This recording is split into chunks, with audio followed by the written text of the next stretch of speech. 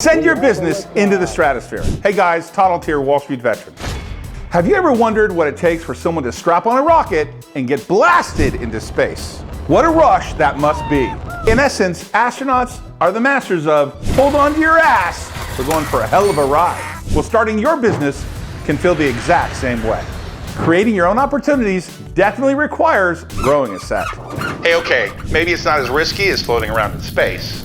But when you achieve that first bit of success you built all by yourself, with your own vision and ideas, I'm willing to bet the rush is almost the same. Astronaut Chris Hadfield said, almost everything worthwhile, whether it's starting a new business or flying into space, carries risk.